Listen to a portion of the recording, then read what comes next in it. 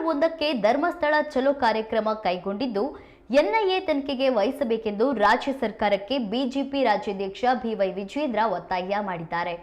ಧರ್ಮಸ್ಥಳದ ಅಪಪ್ರಚಾರದ ಹಿಂದೆ ಷಡ್ಯಂತ್ರವಿದ್ದು ಇದು ಎನ್ಐಎ ತನಿಖೆಯಿಂದ ಮಾತ್ರ ಹೊರಬರಲು ಸಾಧ್ಯ ಎಂದು ಅವರು ಹೇಳಿದ್ದಾರೆ.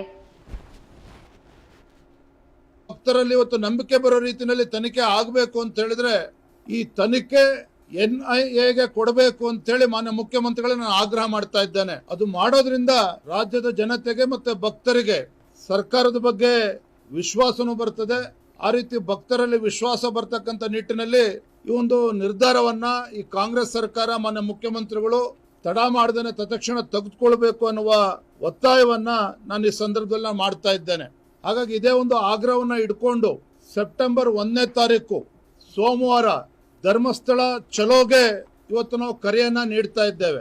ರಾಜ್ಯದ ಎಲ್ಲ ಸಮಸ್ತ ಹಿಂದೂ ಸಮಾಜಕ್ಕೆ ಈ ಮೂಲಕ ನಾವು ವಿನಂತಿಯನ್ನು ಕೂಡ ಮಾಡ್ತಾ ಇದ್ದೇನೆ.